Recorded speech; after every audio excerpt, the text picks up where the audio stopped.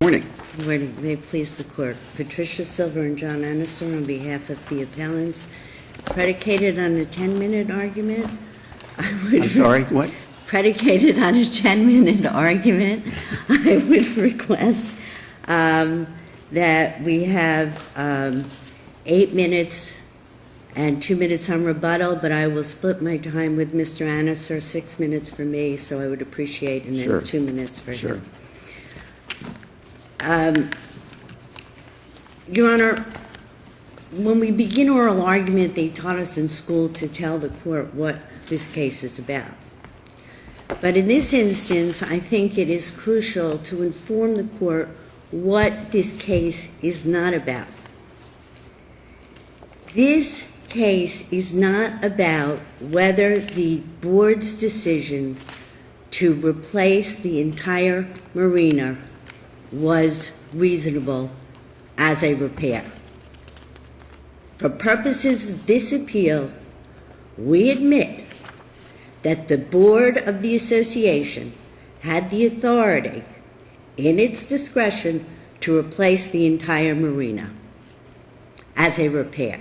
What is the issue that we're addressing here then? The issue we are addressing is, did the board have the unfettered authority to redesign the marina and make alterations without a vote of the unit owners, where the alterations were not predicated upon a necessity to meet code, an unavailability of substantially similar products, or to preserve other and protect other property. We're here arising out of a jury trial, am I correct? Correct.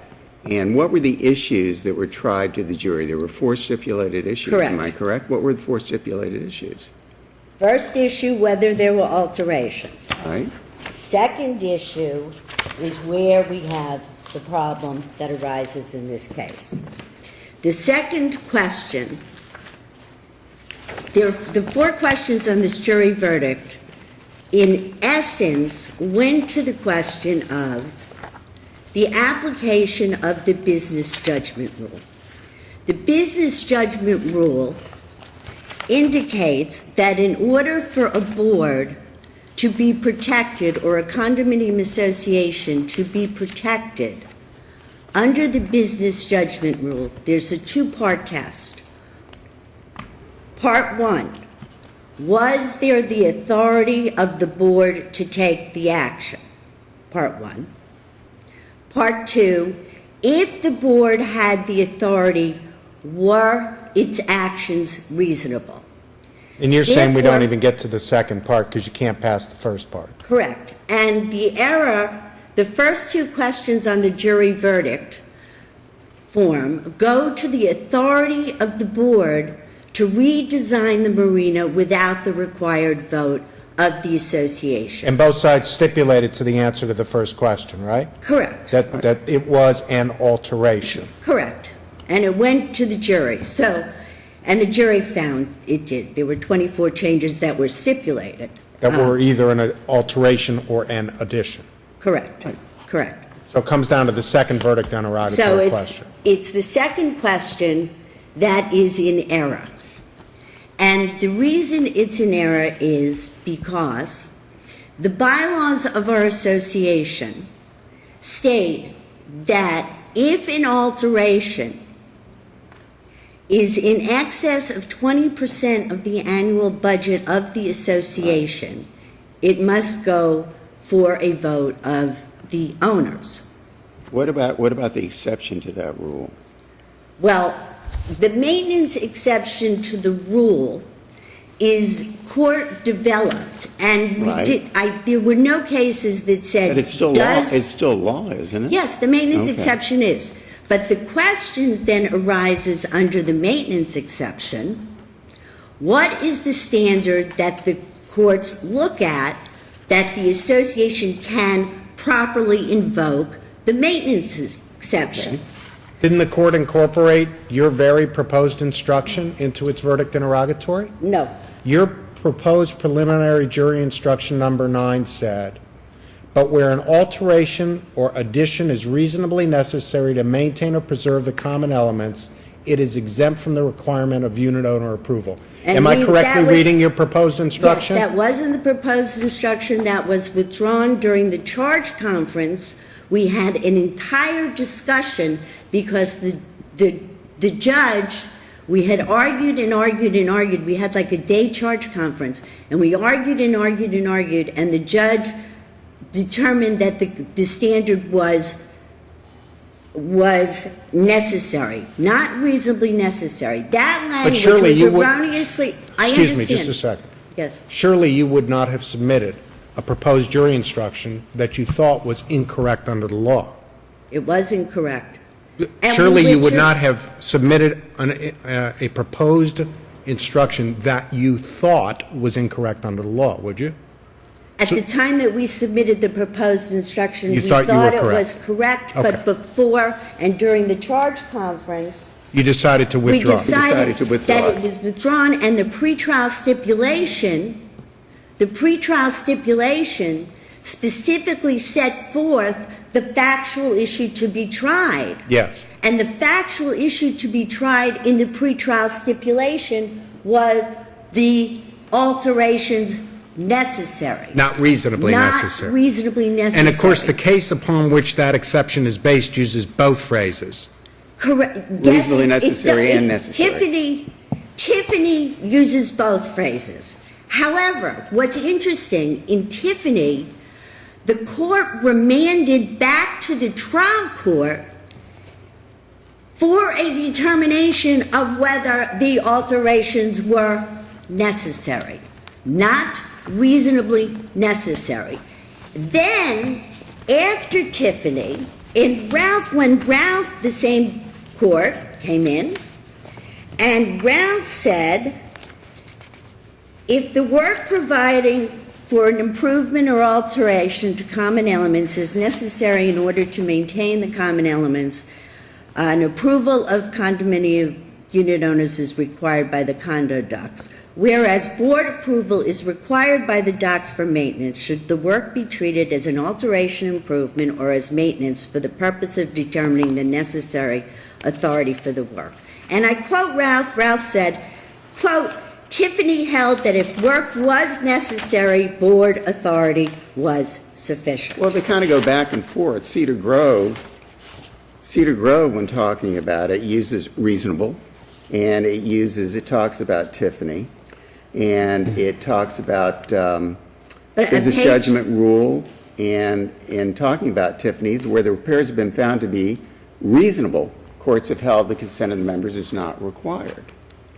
So, I mean, it seems to me But that... it says, page 479 of the Cedar Cove case, they quoted the Tiffany language, and they said, quote, the business judgment rule will apply to alteration if it is, quote, necessary or beneficial in the maintenance or repair or replacement. And then further down on the page, it says where the repairs have been found to be reasonable, courts have not held the consent of the members is not required. Right, but in Cedar Cove, what's interesting, in Cedar Cove, the unit owners voted on this.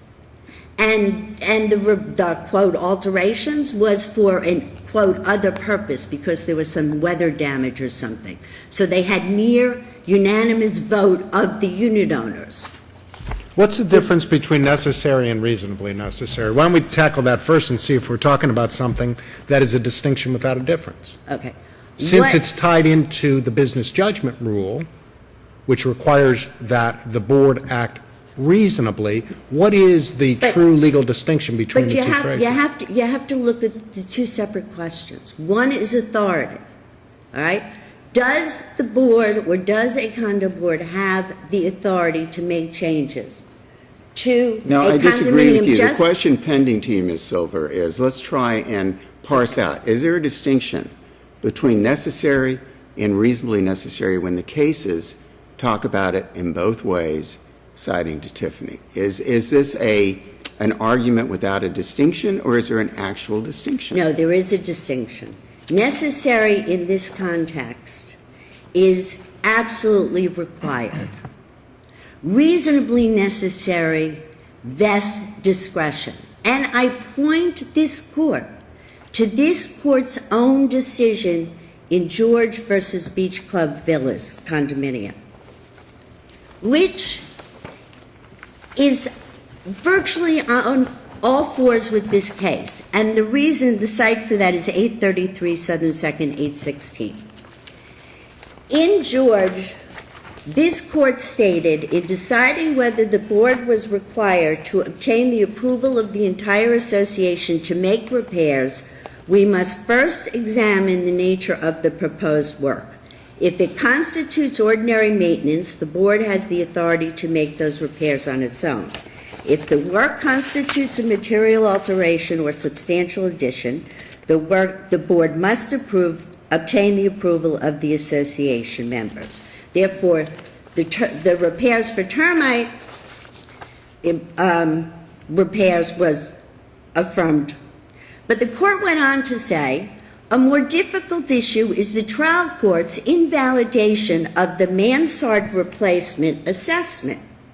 The association argues that the work was necessary to maintain the common elements, citing Ralph and Farrington with the business judgment rule.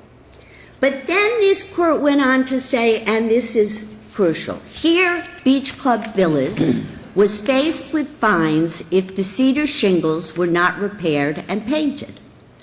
Because the shingles were at the end of their useful life, the association argues that it was reasonable for the board to determine that replacement was the proper course of action. In fact, the association asserts that the board's decision to use tile at half the cost of the new shingles was not only reasonable, but prudent as well. And this court said that case law, however, does not support the association's argument. Therefore, it is imperative that the alterations be deemed necessary, because if we don't use that standard, then what happens is whenever a board has to repair something, they can change it according to their own whim. I still go back to, and if you go later on in Cedar Grove, they cite to Farrington, which says the business judgment rule will protect a corporation's board of directors' business judgment as long as the board acted in a reasonable manner in passing the special assessment. Okay, so I'm still going back to, we've got cases that talk about necessary and reasonably necessary. Let me go to Farrington, okay? Farrington, they found it was a repair, and there was testimony of engineers regarding the necessity of the repairs. And Farrington, what was involved is there were cracks causing leaks in the stuff. Did you have testimony from two different sets of engineers concerning? No. What testimony was there that was presented? What was presented to the jury? What was the issue jury heard presented? from Dr. Lynn, who was our engineer, coastal engineer, Right. who indicated that the alterations were not necessary, who indicated that they were not code required, who indicated that there were similar materials. Was there no testimony? There was no other testimony at all From engineers? from anybody concerning this? Yes, there was. There was Okay. hearsay testimony. But there was testimony, am I correct? There was hearsay testimony from the person who made the decision as to certain elements. Because if you look at their brief on page 49, they list citations to the record, and these are all testimony of unit owners. Okay. You do not have an engineer's report. In this instance, the board had was tasked and supposedly was to hire an engineer to get an engineering report as to the scope of what was needed to be done. And that was never done. And what we have to focus on, Your Honors, is there was no testimony regarding, for example, pilings moved out 5 feet, all right? The initial plans that were done by the engineers did not move the pilings out, the mooring pilings out 5 feet. The plans that were permitted by DEP did not have the mooring pilings moved out 5 feet. Similarly, there were finger piers and decks that were missing. The original plans prepared by the association's engineers had those decks and those finger piers. They were taken away. Under any stretch of the imagination, it is difficult to conceive how something that an engineer drew up is reasonably necessary not to be there, and it's no longer there. Well, apparently there was something there for the jury to base their decision on. Are you saying the jury just grabbed something out of the air and answered these 4 questions? I think that what happened in this instance was, as the association's counsel said during closing argument, it is very confusing, all the jury instructions in the verdict form. Like I said, it all boils down to, was there a reasonable basis to do things? Then in question number 2, is it reasonable? Not was absolutely necessary, but it says, was it reasonably? Did the board make a reasonable decision as to how, after getting years' worth of information, they thought was the best course of action to help everyone and protect our people's marina? Ms. Silver, we've taken you way over into counsel. I'm going to let him have his time, but we'll let you have a couple of minutes for All right, rebuttal. Thank you very much, counsel. May it please the Court, in addition to the matters raised by Ms. Silver, the trial court reversibly erred by granting a jury view during the trial. Although there's not much jury case... view is what you're talking about? Yes, Your Honor. Okay. Although there's not much case law on jury views, specifically none that address a jury view that was requested by the jury, not by either party, the court derives its authority for such a view under Rule 1.520 of the Florida Rules of Civil Procedure, which specifically provides, and I quote, "Upon motion of either party, the jury may be taken to view the premises or place in question or any property, matter, or thing relating to the controversy between the parties when it appears that the view is necessary to a just decision."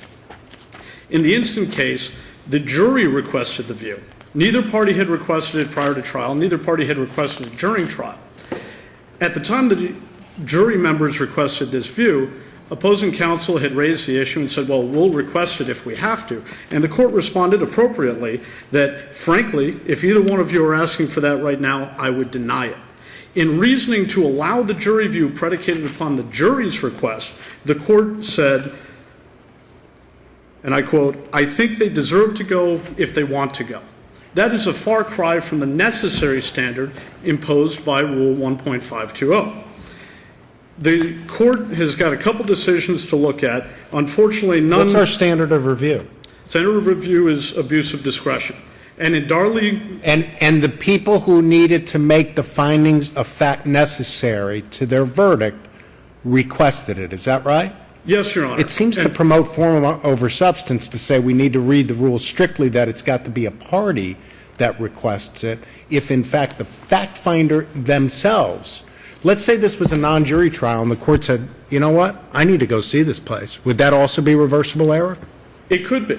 If it wouldn't have been under this same situation, If the court yes? determines it's necessary, certainly. But in this case, the court didn't even determine it's necessary. In fact, the court put it back on the jurors. If they want to go, we'll take them. Okay. Okay, so there was no standard there. And But specifically... the jurors wanted to go. I'm sorry? The jurors wanted to go. The jurors did request to go, but that was highly prejudicial. Well, ask me, and that's my question to you. How were you prejudiced by this? How does this prejudice you? Throughout the trial, there was an underlying theme in this case of there's a brand-new basin, it's beautiful, gorgeous, everything's sparkling new. Why are they complaining? Everyone else has paid for it, these people just don't want to pay for it. That was the underlying theme put forth by the association. And in the instant case, the main question at issue was whether the conditions of the marina at the time necessitated the alterations. Mm-hmm. And by taking them there was no probative value whatsoever to seeing this brand new marina. In our briefs, we raised the issue of it's comparing a wrecked car to a brand new car. Right. There's no probative value whatsoever. Were there photos of the marina that were introduced into evidence? Yes, Your Honor. There were photos of, unfortunately, only certain sections of the marina prior to construction. There were also photos of most of the marina after construction. So where's the error? If they already got to see photos of the marina as it looked post-construction, then where, please tell me, is the error? Your Honor, in allowing the jury to go throughout this is a mile-long marina, so isolated photos of certain elements of the marina. So it Unfortunately, gave them a better overall picture of what they were looking at in the photographs. I would disagree, Your Honor. The photographs were specifically related to elements that had changed. Yes. And that was certainly relevant to the determination as to whether it was required to be an alteration. It seems to me that it helped you all, because it gave you the ability to argue, look at this, Gordon, look at all the alterations, look at all the enhancements, look at all the additions. This was not necessary, this wasn't necessary, and this wasn't necessary. It seems to me, if To the anything, it would contrary, Your help you Honor, all. we didn't have to argue that it wasn't necessary to repair these things. Our argument was that it wasn't necessary to alter them. And by taking them to see this beautiful marina, which we concede is absolutely gorgeous, mile long, and they spent plenty of time out there, it came back to our clients and the arguments that were raised by the appellees in this issue, which is, this is a beautiful marina, why are they complaining? We're complaining because there was no vote had for the alterations. Right, of course. Right, And right. so there was absolutely no probative value to showing this marina to them that looks gorgeous. You go out there today and say, I'd like to park my boat there. Could they But tell from the photos how gorgeous it was? the photos, by vast majority, were isolated to certain elements. There's no way that it could have encompassed this mile-long marina. Most of them were close-ups on a certain light or a piling or how the pilings looked here or there. But to take in this whole thing, it raises, again, the argument or the underlying theme of, this is a beautiful marina. So we'd have to find that no other judge under the same circumstances where the jury asked to view the very item that they're being asked to decide, no other judge reasonably would have done the same thing. Your Honor, the court in Darley Is that versus... true? Is that what we would have to decide? You would have to find that the court abused its discretion. Which is in defined granting- as what? It's, Under Conacris? it is defined as a similarly situated under a reasonable standard that the court would not have. No other or that judge would have done this under a But- reasonable circumstance. But the Fourth District Court specifically ruled on a similar case, in essence, Darley versus Marquis, where it specifically found it was an abuse of discretion to allow a jury view when the conditions had changed. They found in that case particularly that the conditions in that case was a lighting condition, was a key element to the case. And in our But case, the the key issue here element. is the change. That's the issue. Yeah, actually, no, Your Honor. The key issue in this case was whether the prior condition Right, necessitated the change. Right, so then Not isn't whether the there- argument is, even though you've seen all this, let's go step by step as to what was not necessitated and what was done. I mean, you've got the sets of pictures, as Judge Eames said. So I'm still going back to, I understand your argument on the prejudice, but are you really prejudiced by it? I believe so, Your Honor, Okay. because specifically, they were brought out and shown this gorgeous marina. Okay. Where there was no probative value whatsoever, and so the only value that could have come from this was that they're shown, hey, this is brand new, I don't know why anyone's complaining. So then that was a prejudice to you. I understand. Absolutely, and I that understand what you're saying. was the underlying theme of their case. Okay. Your Honor, if I could, I'd like to move on just briefly to Quickly, the if you other would, issue please, of yeah. the juror interviews. Okay, go ahead. In this particular case, there were 3 jurors that failed to disclose both prior litigation history and disclose accurately their employment history. Specifically, one of the jurors failed to disclose that he had been a defendant in 5 lawsuits prior to becoming a juror on our case. Another juror, Ms. Scacchi, had been a defendant in 2 civil cases and a defendant in 3 criminal cases, including one case where fraud was alleged, criminal fraud, within the year before serving on the jury. And lastly, Mr. Gosney had been involved in 1 case. The court has found that a person involved in prior litigation may sympathize with similarly situated litigants or develop a bias against the legal proceedings in general. At the very least, we're entitled to a juror interview to determine whether a bias would have arose from their prior experience with the court. In the past cases, the court has applied what's become known as the De La Rosa standard, although it has been long in existence prior to that, where there are 3 elements that have to be met. First, that the information was relevant and material. And the court in De La Rosa specifically found that 6 prior litigations in which the party was a defendant was certainly relevant to his service as a juror. And it was also material to his service as a juror. The second prong is the juror concealed the information. There are a number of cases, including De La Rosa, Sterling v. Feldbaum, and Pembroke Lakes, where they address the very issue of the question asked was, have you or a family member or friend been involved in either prior litigation or a prior lawsuit? And the courts have found, particularly in Pembroke Lakes, which is 137 Southern 3rd, 418, that when there is an affirmative answer to that, we are entitled to rely upon the answers. And while the third prong is that the error was not caused by the lack of due diligence on part of the party, Pembroke Lakes is very informative in that it says, once there's an affirmative no, you don't have to inquire further. In the cases that seem to go the other way, there are issues where a party will say, yes, I have been involved in litigation, no, I haven't, but I kind of was, I filed a claim, and no further inquiry was had. In our case, there was one juror who said, yes, I've been involved in litigation, and that was gone into in detail. And it was determined that it was actually, in fact, not him, it was his business that was involved in litigation. We inquired about it, found out the standing of the parties. And what's the threshold requirement for a juror interview where you have a common name such as Carlos Ruiz, and there's no indication that it's the same Carlos Ruiz? Although Carlos Ruiz is a common name, the specific examples that we found and presented on the docket were further than just Carlos Ruiz. It was even the same middle name, Carlos Manuel Ruiz, which I think limits that pool substantially. And in fact, some of the Carlos Ruizes out there... How do we know it limits it?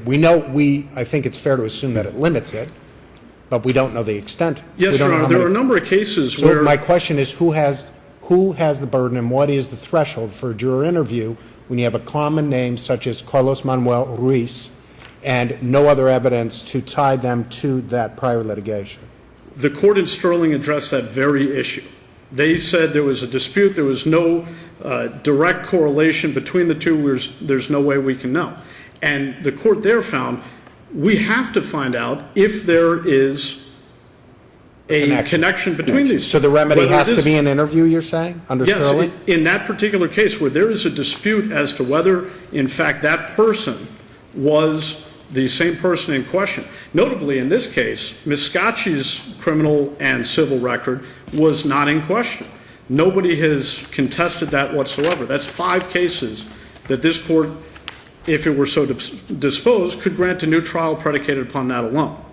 But the juror interview should be required so as we can inquire. The standard is whether we were provided an ample and fair opportunity to select our jurors in this case. And we were not because of the misrepresentations of the jurors. We were unable to ask.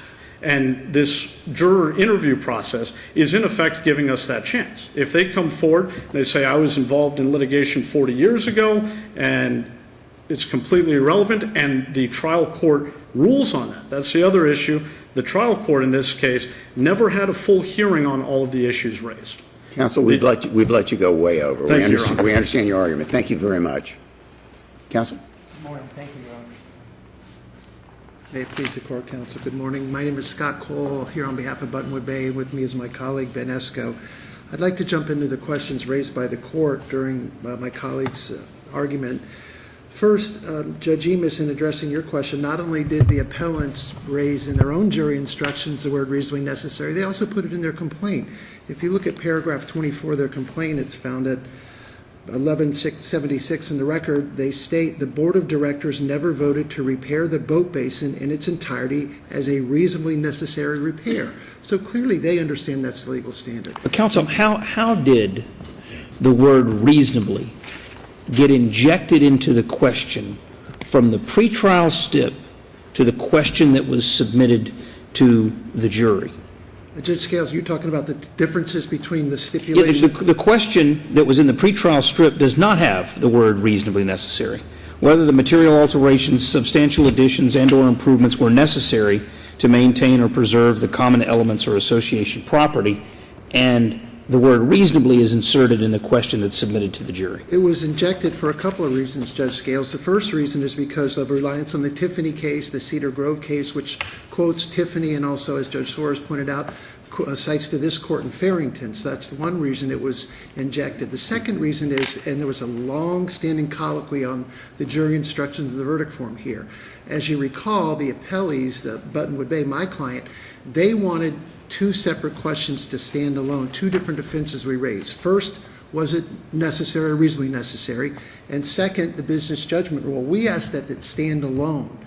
Counsel insisted that they rise and fall together, and that's why they had questions 3 and 4. And because they insisted on that, Judge Garcia looked at it in whole and said, well, if you have to inject, as Judge Suarez mentioned in citing to the Cedar Grove and other cases, if you're going to use the business judgment rule to rise and fall with the authority, as they insisted, then it makes sense, and it's within the law and within his discretion to say reasonable for the business judgment rule, and they don't dispute that. In fact, question 4 was their question, with reasonableness in question 2. But wouldn't you agree with me that under Article 6 of the bylaws, which has the 75% requirement, if you inject the concept of reasonableness early on in the process, you essentially read out that 75% requirement? If the association can determine that a particular repair or alteration is reasonable,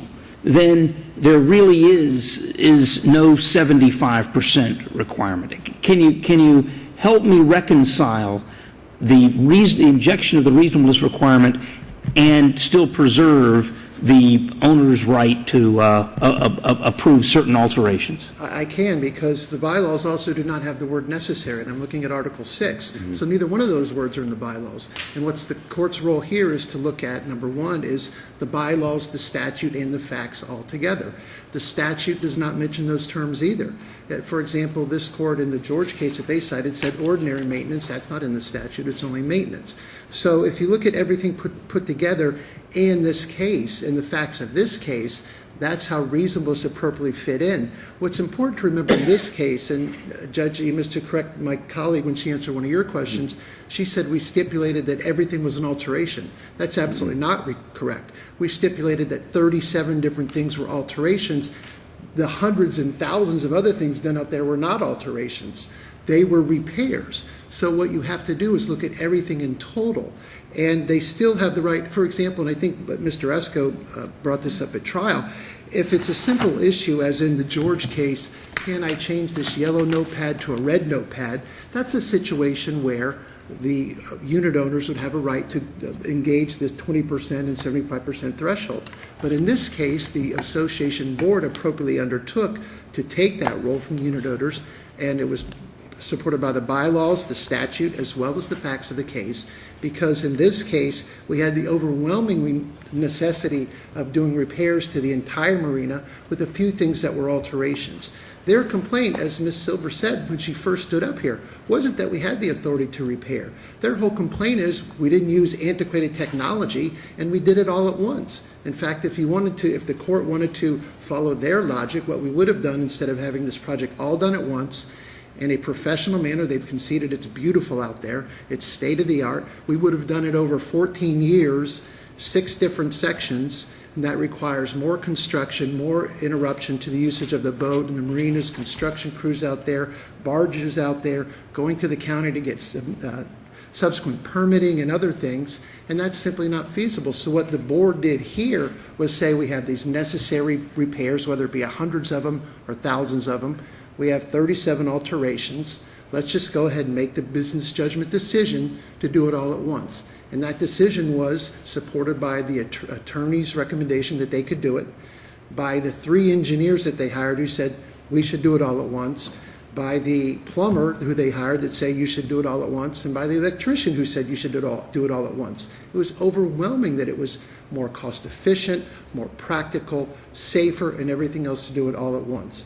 In addition, those alterations were done for safety reasons. That was one of the things that was testified to. The board said, let's look at the safety. For example, more lighting or raising the pilings because of hurricane storm surges, or bringing the, I think it's called finger piers, I may get the phrase wrong, but the things you walk on to get out to the boat, even with the cement portion of it, those are done for safety reasons. So it wouldn't have made logical sense. It would have been poor board judgment to not make those changes, those alterations. But that's distinguishing between the reasonableness of the decision to make the repairs or alterations or additions and whether the repairs, alterations, or additions are themselves reasonably necessary versus necessary. You're merging the two, and I think they're two very different considerations.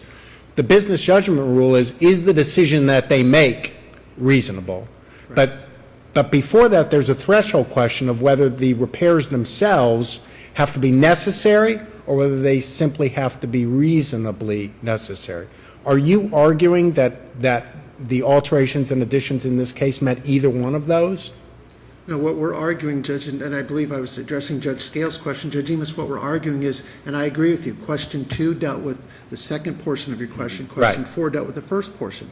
And what we're arguing is not only does the case law support the injection of the word reasonable into question 2. So you're staying with the concept that the law permits alterations and repairs that are reasonably necessary. Absolutely. I was addressing Judge Scales' question, I believe, and maybe I didn't address it correctly enough, is how did it get from the stipulation into the jury instruction? And that's how it got in there. Counsel, would you concede that the alterations that were done would not have met a standard of necessary without the word reasonable? No, I wouldn't, because of what I said earlier, that a lot of those things were safety concerns and a lot of those things were state-of-the-art concerns.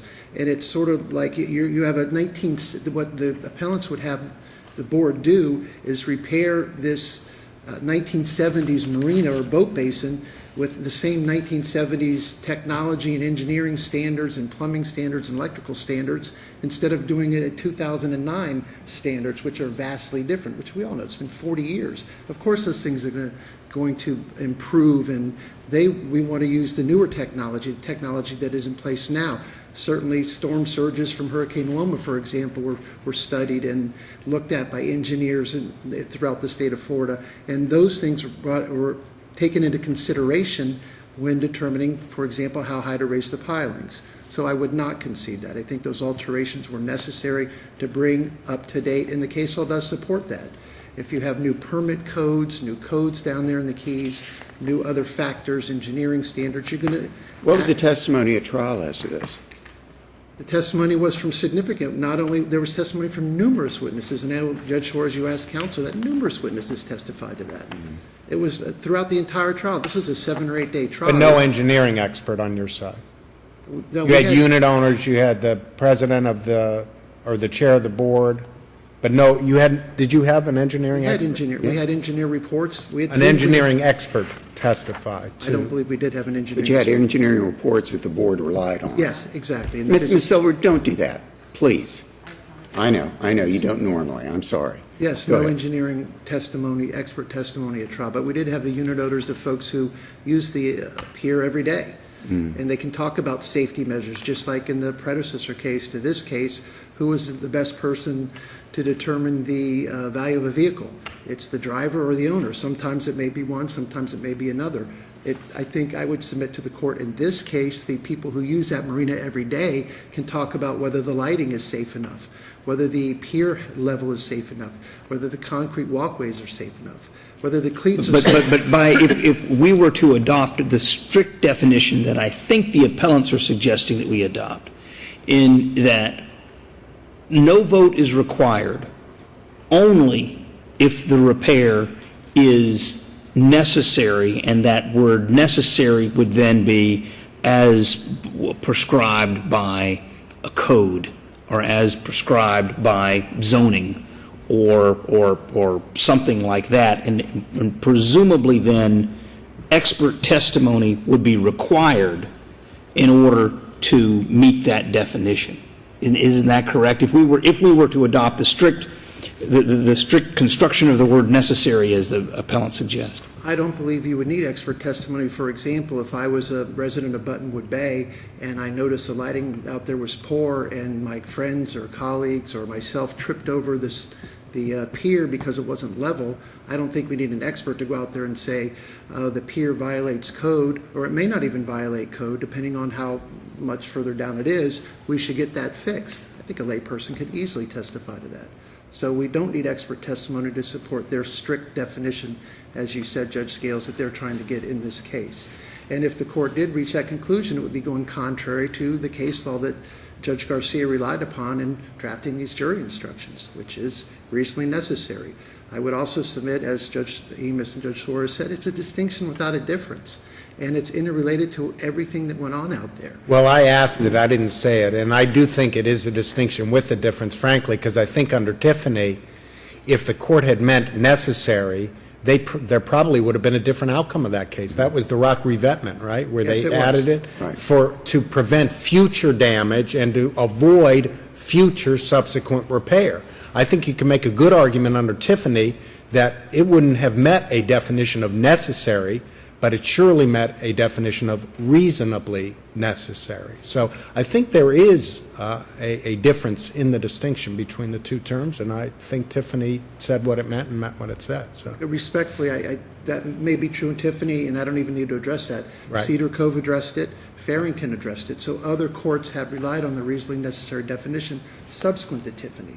And I think that's important for the court to follow as well. With that said, if the court has no more questions for me on these issues, I'd like just a couple seconds to get into the jury view and the... Couple of minutes, sure. Okay. would you address the interview?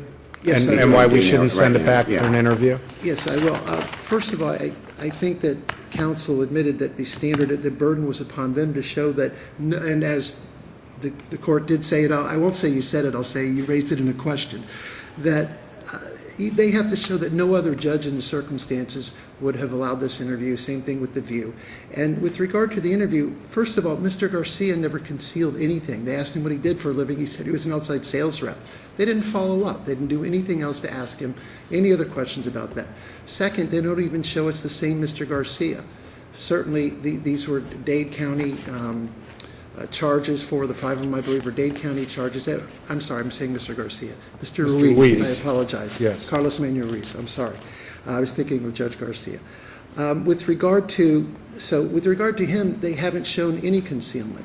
They haven't shown any materiality with the age of those alleged convictions against him.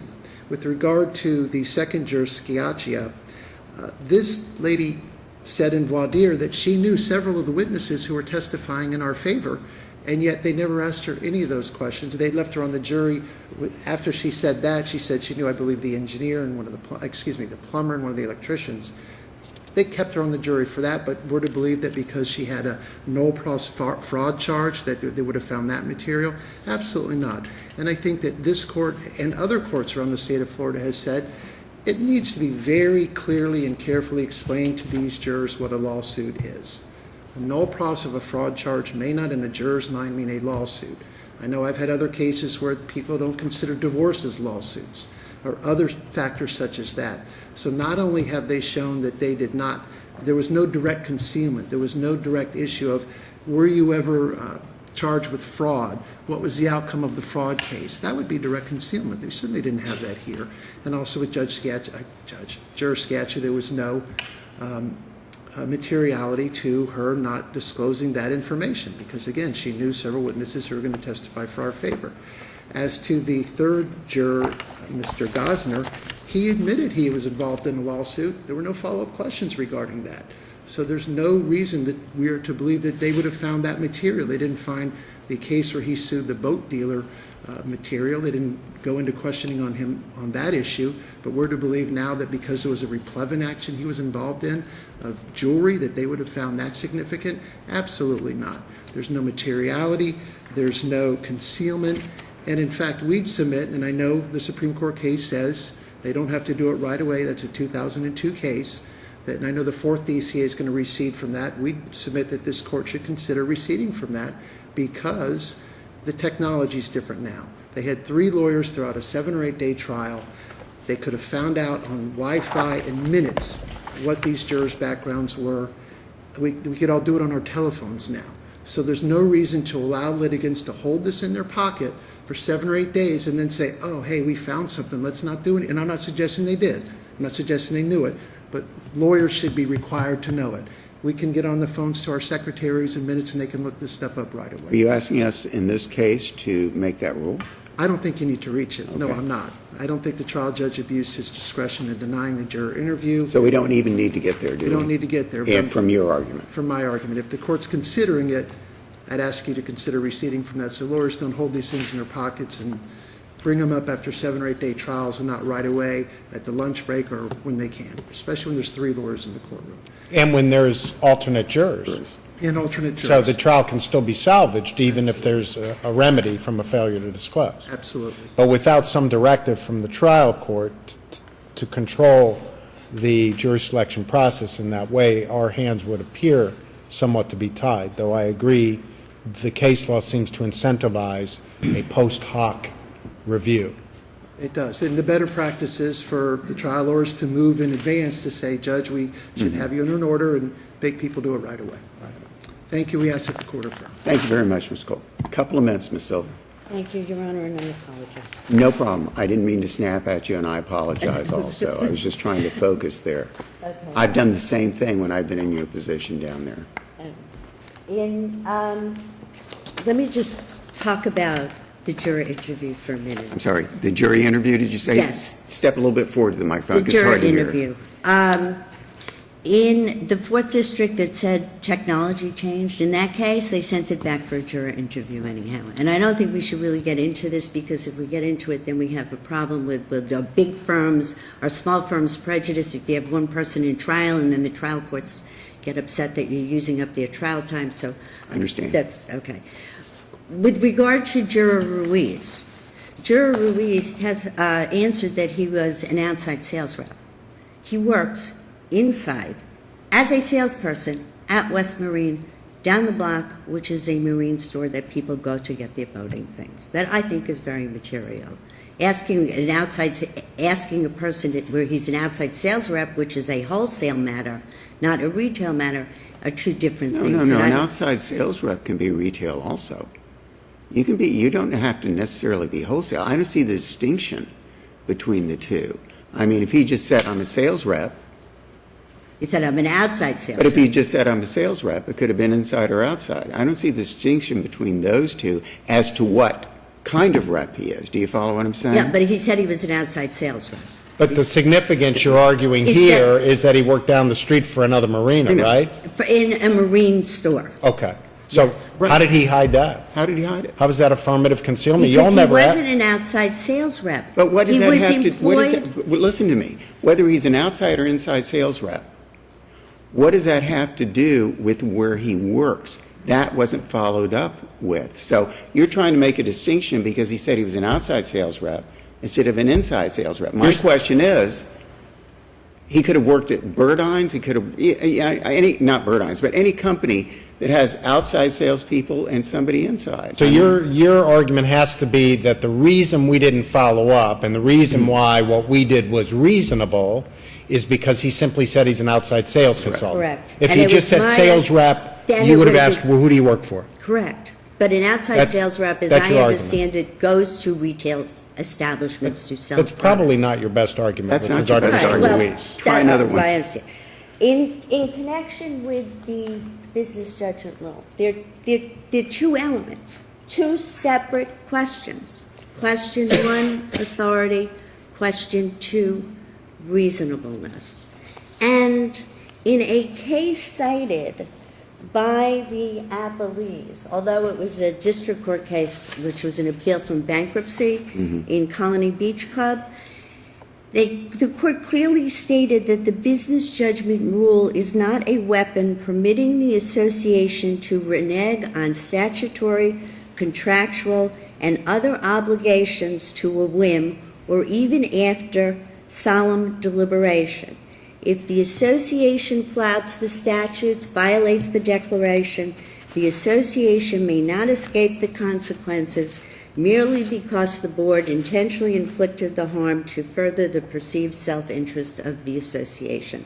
And that is precisely what happened here. This marina was redesigned and upgraded.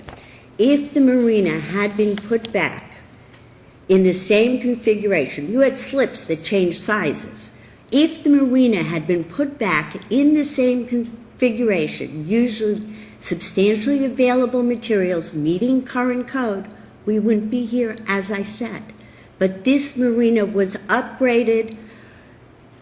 Things that they say constitute why they did it for safety or increasing heights of pilings was not any recommendation or opinion of a professional. It was their own decision, just like deleting the decks, deleting finger piers. The answer was, it was redundant. Redundancy is not necessary, nor is it reasonably necessary. And one of the appellants in back of his house is missing finger piers and decks. And it's for this reason, all they had to do was bring it to the association and the unit owners for a vote to upgrade before they spent $3 million. Because if we let this go and we do not reverse with directions to enter a judgment in favor of them, we are giving condominium boards unfettered discretion to make changes. If they can't change the color of the building to make it uniform, why can they change a marina to make the pilings uniform height? Thank you very much. Thank Thank you all very much.